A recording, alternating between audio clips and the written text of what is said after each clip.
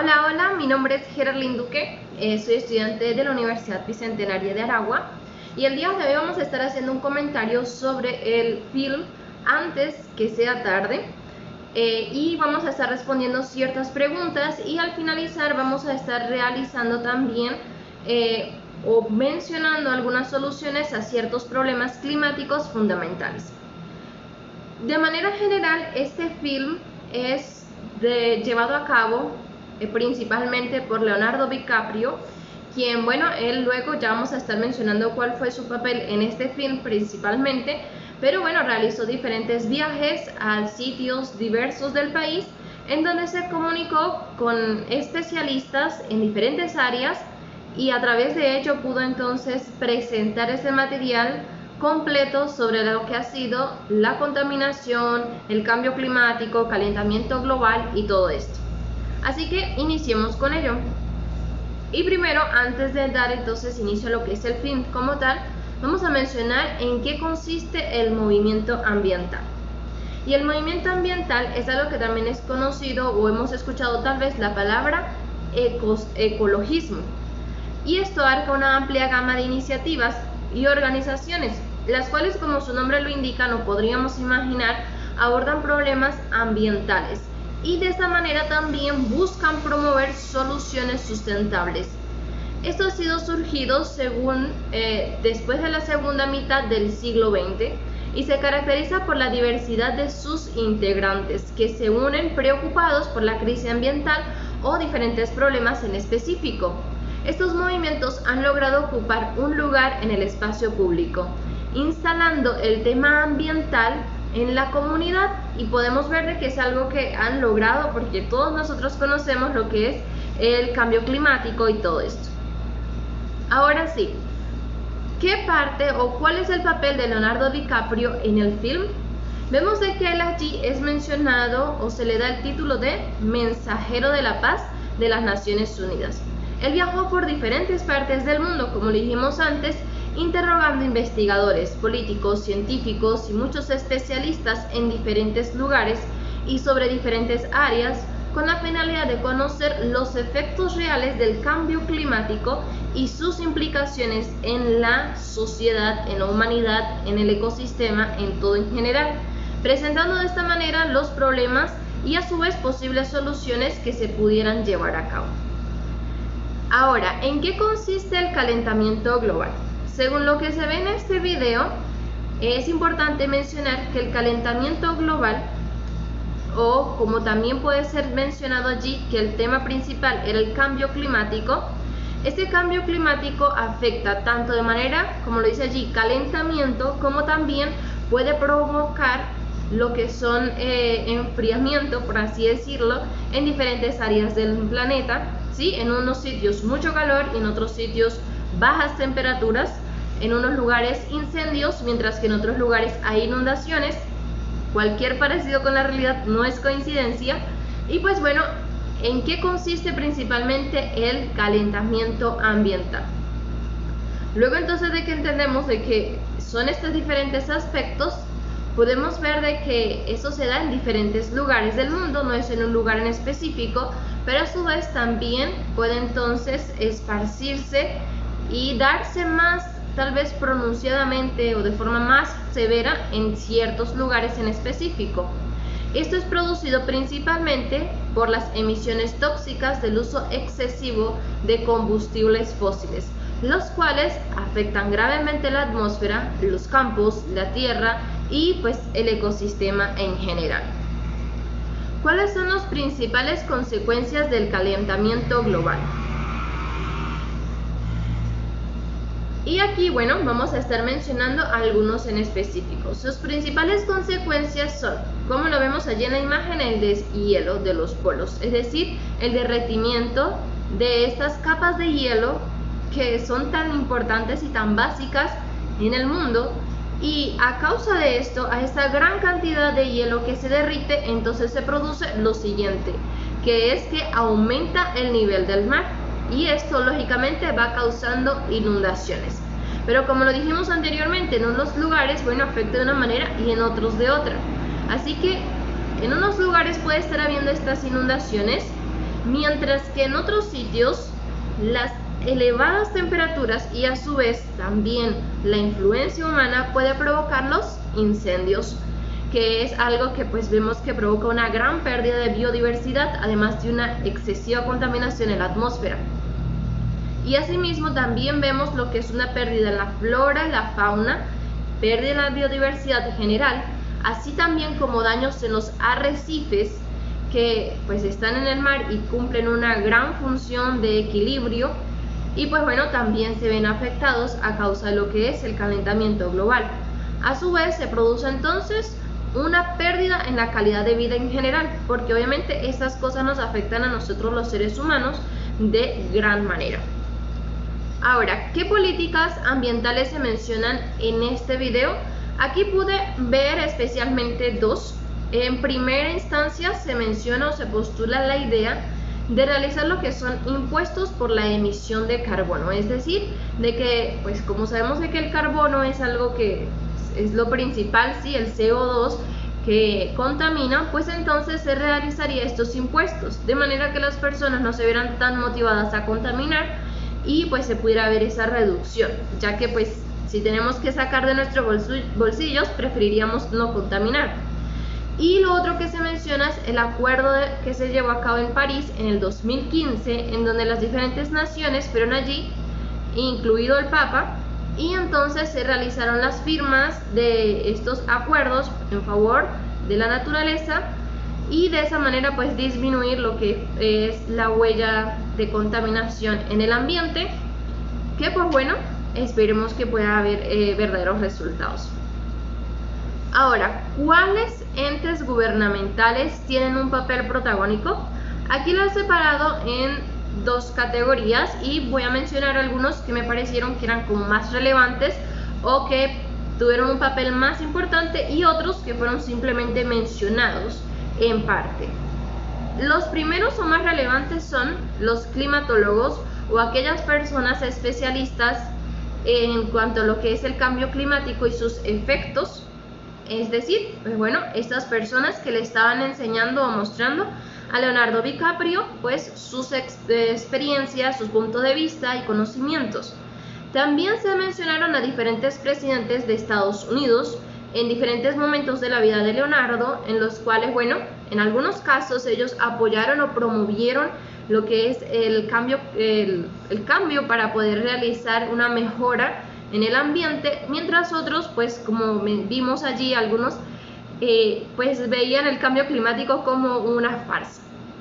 Y también de manera protagónica o especial también se ve lo que es la representación del Papa Francisco, que aunque no se menciona mucho, sí se menciona que Leonardo DiCaprio pues pudo estar allí en esa audiencia privada con este pontífice de Roma, el cual pues bueno mencionó que también hizo su papel o su parte en lo que es el apoyo o digamos que búsqueda de soluciones a lo que es el cambio climático.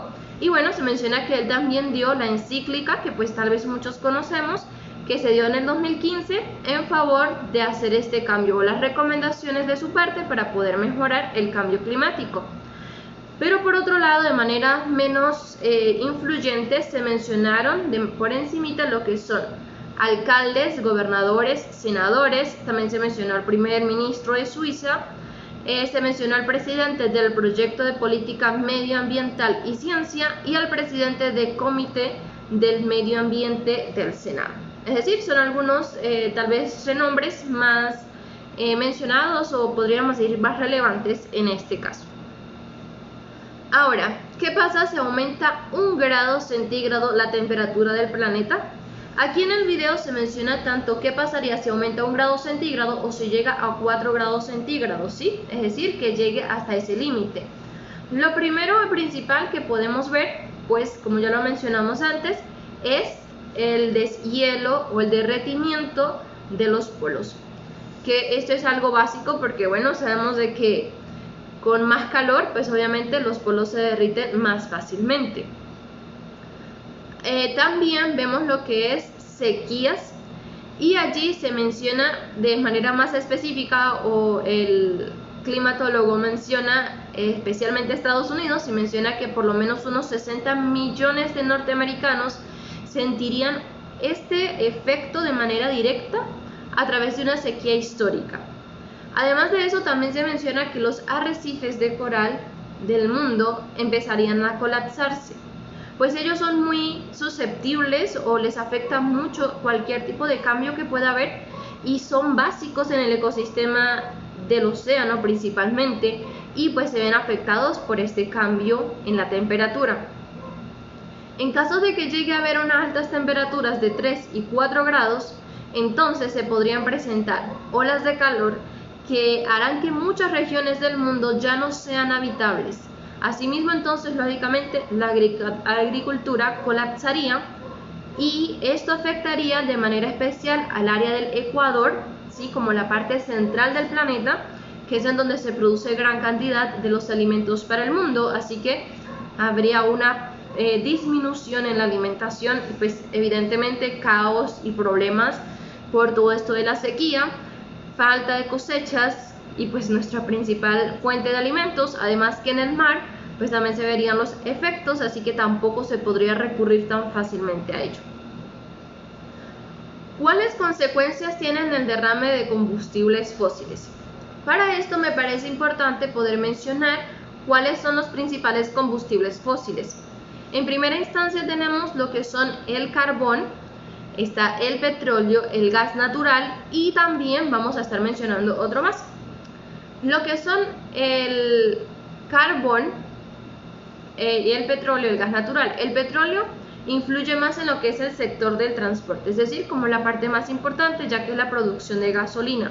Evidentemente el petróleo produce otras cosas, pero lo principal es la parte del transporte. Y en cuanto al carbón y el gas natural, estos influyen mayormente en lo que es la electricidad. Para poder obtener estos combustibles fósiles, se afectan de gran manera lo que es el ecosistema, ya que se inicia lo que es remover cimas de montañas para poder encontrar el carbón. También se labra por gas natural, es decir, se hacen excavaciones pues para poder encontrar los yacimientos donde está el gas. Y además de eso se hacen perforaciones petrolíferas a costa de la biodiversidad. Y lo otro que voy a mencionar es la arena bituminosa, que se menciona allí en el film, que simplemente con lo que es la emisión de calor pues hace de que el petróleo que esté en esa arena se deshaga y pueda entonces salir allí. Son como yacimientos de petróleo pero en la arena. Y esto ha sido una de las formas más devastadoras de producir combustibles fósiles, ya que para poder extraer esta arena bituminosa se eliminan enormes bosques. Además de que no solamente se eliminan los bosques, sino que los arroyos y los ríos que habían en esa zona quedan envenenados. Y esto tiene grave impacto en la vida salvaje, es decir, de los animales y las plantas y todo eso que hay alrededor, así como también en las comunidades nativas. Y por otro lado, a extraer esta arena el petróleo de esta arena requiere grandes cantidades de energía. Además de esto, también con lo que es el derrame de combustibles fósiles, se promueve el deterrimiento de hielo, que sabemos si esto continúa, si el hielo se mantiene derritiéndose y llega a derretir el Ártico al punto de desaparecer, entonces cambiarían las corrientes, cambiarían los patrones climáticos y causarían entonces inundaciones y sequías con efectos obviamente catastróficos. ¿Por qué no se aprueban los proyectos ambientales? Y yo creo que es una pregunta bastante directa, pues en una parte del video se menciona que el Senado no puede aprobar un proyecto ambiental en el Congreso porque es decir, el Congreso, está controlado por fondos de combustibles fósiles. No les conviene.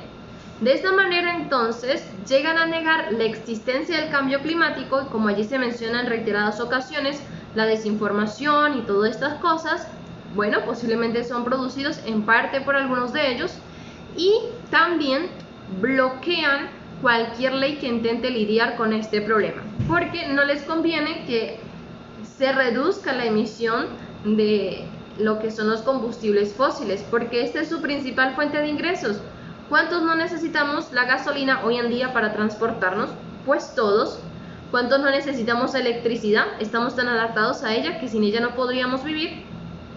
Así que no los aprueban porque no les conviene, principalmente a aquellos que son parte del Senado y pertenecen a lo que es el Congreso. Ahora vamos a mencionar 3 especialistas que se presentan en el film y sus puntos de vista. He destacado a estos 3, son Mitchell Brown, Eric Sala y Lyndon Steele. No sé si lo estoy pronunciando correctamente, pero bueno, Mitchell Brown es el primero en mencionarse en esta lista, porque bueno, es de los primeros que se mencionan en el video, y allí él se presenta como director ejecutivo de Sierra Club. Allí en este film menciona los diferentes combustibles fósiles, que son los que acabamos de mencionar, y también da a conocer los efectos devastadores de su uso y los extremos a los que se ha llegado con la intención de obtener más combustibles fósiles, que son las características que acabamos de mencionar sobre el petróleo, el carbono, el gas natural y la arena bituminosa. Eric Sala se menciona más adelante. Es un explorador de residencia National Geographic. Él menciona que el hielo se ha estado descongelando mucho más rápido que antes. ¿Sí? Él está en esta área especial como de lo que son los polos y esas partes, ¿sí? Y él menciona que si esto se continúa así, para el año 2040 se podría navegar sobre el polo norte, pues no va a quedar más nada congelado en el océano Ártico en verano. También él menciona que el Ártico es como el aire acondicionado para el hemisferio norte, y si este Ártico llegara a desaparecer, cambiarían las corrientes, los patrones climáticos, se causarían inundaciones y sequías como lo que acabamos de mencionar hace un momento. Y también el otro especialista que vamos a mencionar es Lyndon Steele, y él es profesor e investigador, además de físico ambientalista de la Universidad de Bath. Y él da a entender la principal razón de deforestación tropical, y esto es lo que es la producción de carne. Él menciona de que la carne es uno de los recursos más ineficaces en el planeta. Esto es debido a que se requieren unas grandes extensiones de terreno, no solamente para que estén allí estos animales, pues sabemos de que en la mayoría de los casos los tienen en situaciones deplorables, sino que también porque se necesitan grandes extensiones para el cultivo de su alimentación, es decir, de aquellas cosas, el pasto y todo esto que se le va a dar al ganado para que pueda alimentarse. Y no solamente de que se necesite toda esta extensión de tierra, sino que también este alimento se usa para dárselo a principalmente las vacas, o bueno, lo que es la parte vacuna, y ellos al momento de alimentarse producen metano. El metano es un poderoso gas invernadero que es eructado por la boca de las vacas, y esto se eleva hacia la atmósfera. La atmósfera obviamente tiene muchísima más cantidad de dióxido de carbono que de metano, pero el metano es mucho más impactante, pues cada molécula de metano equivale a 23 moléculas de dióxido de carbono. Así que bueno, el metano que existe en la atmósfera, casi todo es debido al ganado. Así que él recomienda un cambio de alimentación. Él dice, bueno, si no quieres dejar de comer carne y volverte vegetariano, bueno, no lo menciona de esta manera, pero de una transición más fácil sería alimentarnos a través de lo que son los pollos. Pero pues yo digo que lo mejor que podríamos hacer sería una alimentación vegetariana, pero sinceramente es algo que no todos estarían dispuestos a realizar. Pero se dice que el consumo de pollos es muchísimo más o menos dañino que lo que es el consumo de las carnes de las vacas, pues ellos producen más contaminación. ¿Cuáles son las comunidades más afectadas por el cambio climático? En primera instancia me gustaría mencionar lo que son las comunidades nativas. Porque ellos se ven bastante afectados, como lo dijimos antes, empezando por lo que es la contaminación del agua, tan básico para vivir. Y además de esto, porque son los principales afectados y son los que menos daño hacen al ecosistema, pues su forma de vivir es, digamos que, acorde o ligada con lo que es la naturaleza.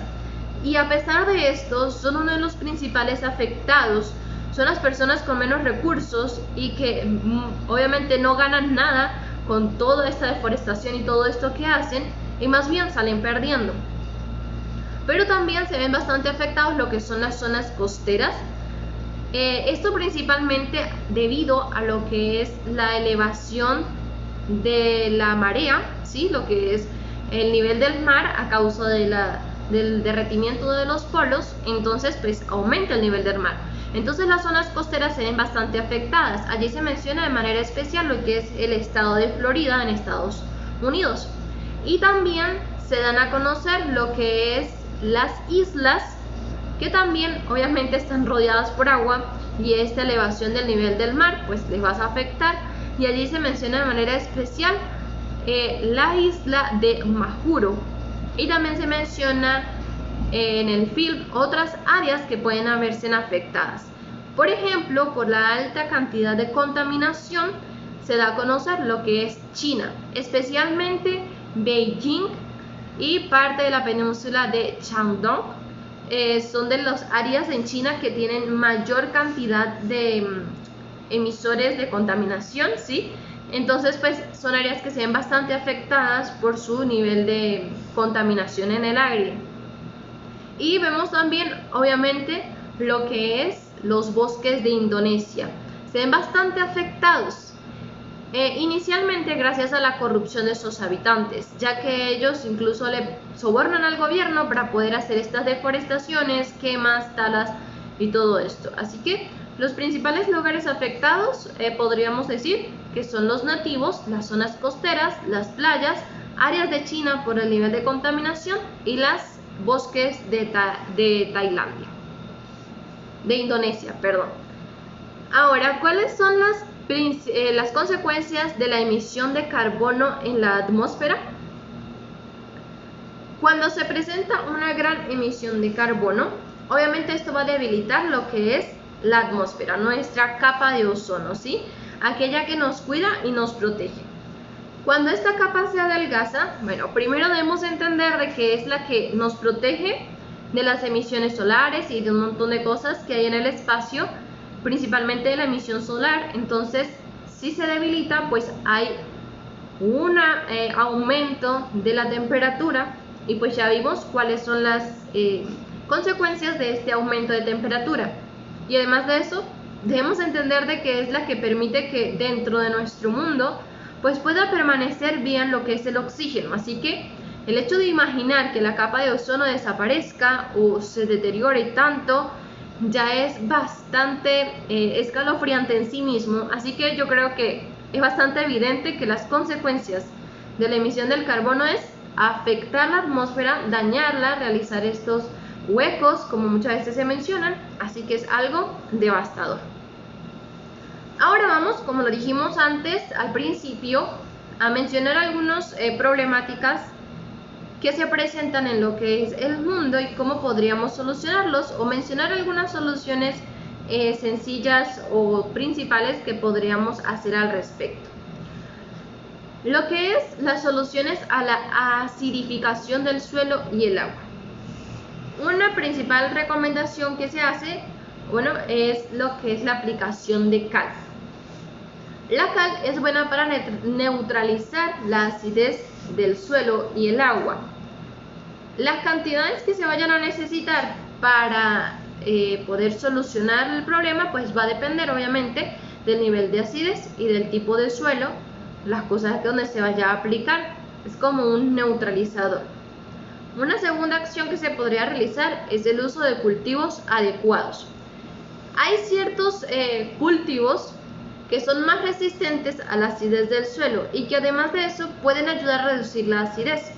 Por ejemplo, los cultivos de leguminosas, como las que se ven allí, es decir, como nosotros lo conocemos, los granos, ya que ellos pueden fijar nitrógeno en el suelo, lo que puede ayudar a reducir la acidez.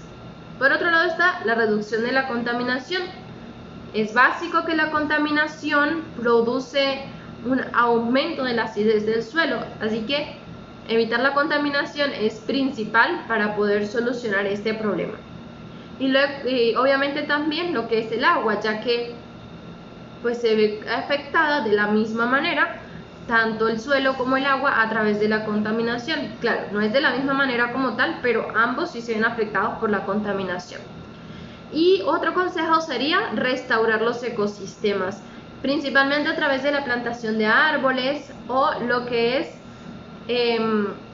la plantación o restauración de humedales, de sitios donde haya nacientes de agua y este tipo de cosas. Pueden ser muy beneficiosos, ¿sí? Sembrar plantas ayudan bastante. Otro de los problemas que vamos a buscarle su solución es la contaminación de las aguas.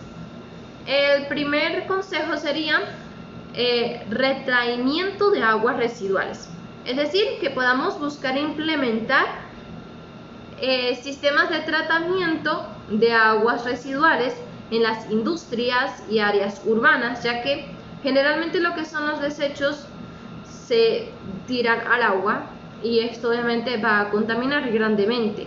Así que el poder buscar alternativas en estas áreas urbanas es fundamental para eliminar contaminantes antes de verter el agua en cuerpos de agua naturales. Es decir, que se pueda tratar estas aguas, pues sabemos de que siempre nosotros utilizamos el agua y están lo que son las aguas negras. Entonces la idea sería tratar esta agua antes de que entre a cuerpos de agua natural, es decir, antes de que llegue a los ríos o algo así por el estilo, que pueda ser tratada y no llegue entonces a contaminar. Otro consejo sería controlar los vertidos industriales, es decir, regular y controlar aquellos vertidos industriales, ya que las industrias, grandes empresas son grandes contaminantes. Así que entonces se podría limitar la cantidad de productos químicos y desechos que ingresan en el agua, principalmente si se reduce lo que es en las industrias, ya que exponen una gran cantidad de químicos dañinos y que generan daños irreparables. Otro consejo sería la agricultura sostenible. Promover prácticas agrícolas sostenibles, como por ejemplo la reducción del uso de fertilizantes y pesticidas, ¿sí? Fumigar y todas esas cosas, e implementación de técnicas de conservación del suelo para prevenir la escorrentía de contaminantes hacia fuentes de aguas. Cuando las personas fumigan, como le decimos coloquialmente, ¿sí? Utilizar los fertilizantes y venenos, fungicidas, fumicidas, todo esto, evidentemente se utiliza agua y entonces muchas veces estas aguas se salen en tomas o pequeños pozos, ríos o cosas así por el estilo, y esto va con sus venenos a contaminar más allá. Entonces el utilizar métodos más sustentables o digamos que buenos con la naturaleza, ¿sí? Entonces se puede promover una mejor o evitar lo que es la contaminación del agua y a su vez también de los suelos. Utilizar maneras diferentes, cosas que como por ejemplo simplemente no utilizar los venenos que se venden, sino utilizar tal vez alternativas más naturales. Hay muchísimas formas naturales en las que se puede utilizar para erradicar lo que son los insectos, pero pues lamentablemente la mayoría de las personas están acostumbradas a utilizar venenos que son más rápidos y efectivos. Entonces, aunque es algo difícil, sería muy bueno poderlo implementar. Y ahora lo que es también la protección de zonas costeras. Se pueden establecer zonas de protección costera y regulaciones para prevenir la escorrentía de contaminantes hacia los océanos y mares. Es decir, que se pudiera poner zonas de protección en las costas de manera que toda la contaminación que haya allí cerca se pueda tratar y que no llegue como tal al mar directamente. Y aquí vamos a mencionar las formas, algunas soluciones ante problemas, como por ejemplo lo que es la contaminación del suelo. Hay diferentes consejos, por ejemplo la remediación del suelo, es decir, utilizar técnicas como la extracción de suelos contaminados, la bioremediación o la fitorremediación para eliminar o reducir la presencia de contaminantes en el suelo. Se pueden gestionar los residuos que caigan en el suelo, estableciendo sistemas adecuados de gestión de residuos, porque la principal manera de contaminación del suelo es a través de los residuos que nosotros mismos botamos. Así de esta manera entonces poder incluir la separación y reciclaje, que es algo tan básico y que tantas veces se ha mencionado, y la disposición final controlada de residuos peligrosos y no peligrosos para prevenir la contaminación del suelo. Si nosotros separáramos los residuos de las maneras en que tantas veces se ha enseñado, pues todas las cosas podrían ser muy diferentes. Se reutilizaría y además de eso se reduciría la contaminación. También se puede realizar las prácticas agrícolas sostenibles. Promover el uso de prácticas agrícolas, como por ejemplo la rotación de cultivos, el manejo integrado de plagas y el uso racional de fertilizantes y pesticidas para prevenir la erosión y la contaminación del suelo. Y se puede hacer también restauración de suelos degradados, realizando programas de restauración de suelos mediante la reforestación, la revegetación y la aplicación de técnicas de conservación del suelo. Aquellos lugares que hayan sido deforestados, bueno, reforestarlos. ¿Cómo se puede solucionar ante el problema de los residuos urbanos? Un consejo sería la reducción de la fuente, ¿sí? Hay que entender cuál es la principal causa del problema y allí poderlo solucionar. Esto se puede hacer a través de campañas de concienciación, fomentando el uso de productos reutilizables, la compra a granel y la minimización del embalaje, es decir, que las personas puedan tomar conciencia. Sería un principal consejo, porque de nada sirve que se den muchas alternativas si las personas no quieran aceptarlo, entonces no serviría de mucho. Poner en práctica esto de la concientización también puede llevar a que las personas lleven a lo que es el reciclaje. Establecer programas de reciclaje que abarquen materiales como papel, cartón, plásticos, vidrio y metales, y de esa manera entonces se podría facilitar lo que es la separación de residuos en los hogares y negocios. Otra recomendación sería el compostaje, que es cuando nosotros, esos desechos orgánicos, no mezclarlos junto con lo que son los demás desechos, sino hacer estos compostajes, o fomentar tal vez en la comunidad un compostero general, comunitario, o puede ser doméstico también, para la gestión de residuos orgánicos. También se puede realizar lo que es una recolección selectiva, implementando sistemas de recolección que permitan la separación eficiente de diferentes tipos de residuos para su posterior tratamiento. Hay diferentes partes del mundo en donde se promueve mucho esto y las personas van y llevan sus potes, cosas así, las cuales, incluso les dan dinero por hacer esto. Y también ahora vamos con lo que son los residuos industriales. Se puede también iniciar por lo que es la fuente. Tenemos que entender cuál es el principal problema y allí entonces buscar la solución.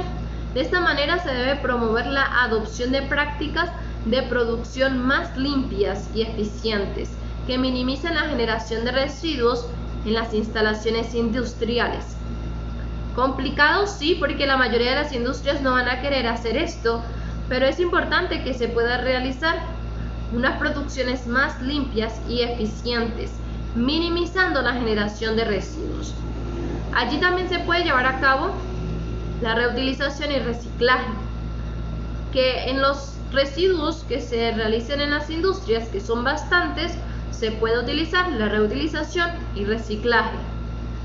También se puede hacer lo que es el tratamiento in situ, es decir, implementar tecnologías de tratamiento de residuos in situ, como la descontaminación, la neutralización y la compactación, para reducir el volumen y la peligrosidad de los residuos generados. Esto abarcaría una gran disminución de los residuos que puedan contaminar. También se pueden utilizar lo que son las autoridades ambientales. Realizar de esta manera que estas autoridades hagan auditorías periódicas para evaluar el manejo de residuos industriales. Así, de esta manera se pueden identificar áreas de mejora y garantizar el cumplimiento de las normativas ambientales. Muy bien, ya casi vamos terminando y faltaría lo que son los residuos sanitarios. ¿Cómo se podría solucionar esto? Un consejo sería la separación y almacenamiento seguro. Establecer protocolos para la separación segura de residuos. Saber qué tipo de residuos van en ciertos envases, qué tipo de residuos no. Esto principalmente en las instalaciones de atención médica, así como para su almacenamiento temporal en contenedores adecuados. También se debe llevar a cabo un tratamiento especializado, implementando sistemas de tratamiento especializados para los residuos sanitarios, como por ejemplo la esterilización, desinfección o incineración controlada, a fin de eliminar patógenos y reducir el riesgo de contaminación, ya que debemos entender que los residuos sanitarios pueden ocasionar o producir a su vez más enfermedades, así que el realizar un buen tratamiento especializado evitaría muchísimos problemas. También se debe llevar a cabo la gestión integral, desarrollando planes de gestión de residuos sanitarios que abarquen la gestión, la segregación, el transporte, tratamiento y disposición final de los residuos, siguiendo estrictas normativas ambientales de salud pública. Y también se puede llevar a cabo lo que es el monitoreo y cumplimiento. Es decir, no es de que solamente se dijo, sino que poderse mantener este monitoreo de ver si las cosas realmente se están cumpliendo o no, ¿sí? Y hacer de que se cumplan, estableciendo estos mecanismos para garantizar el cumplimiento de las regulaciones en materia de residuos sanitarios. Y así, pues, de esa manera prevenir un mal mayor.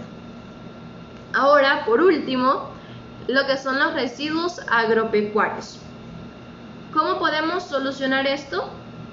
Un consejo, y va relacionado con lo que fue lo de los residuos urbanos, es el compostaje. Fomentar el compostaje de residuos agrícolas y ganaderos para la producción de abono orgánico, lo que reduce la cantidad de residuos enviados a vertederos, mejora también la calidad del suelo y va a ser un beneficio también para las personas que tengan sus áreas de agricultura, áreas agropecuarias, ya que esto abarca tanto la ganadería como lo que es la agricultura. Y vemos entonces, si se realizaran los composteros sería beneficioso de gran manera. También se puede hacer lo que es el reciclaje de materiales como plásticos, metales y vidrios utilizados en la producción agrícola y ganadera. De esta manera se reduce la cantidad de residuos generados. Por otro lado, se pueden hacer lo que son biomas. Esto a través de la implementación de sistemas de producción de biomas a partir de residuos orgánicos, como lo que es el estiércol y residuos de cultivos, para la generación de energías renovables. Y por último, también se pueden realizar o llevar a cabo las prácticas sostenibles. Promover prácticas agrícolas y ganaderas sostenibles, como la rotación de cultivos, el manejo integrado de plagas, la reducción del uso de fertilizantes, que va relacionado con lo que es la contaminación del suelo. Y bueno, esto ha sido todo hasta el día de hoy. Hemos podido mencionar lo que es los comentarios o responder las preguntas sobre el video antes que sea tarde. Hemos mencionado las posibles soluciones a ciertos problemas generales de la sociedad en cuanto a la contaminación. Así que bueno, ya será hasta una próxima edición. Espero que haya sido informativo y bueno, hasta la próxima.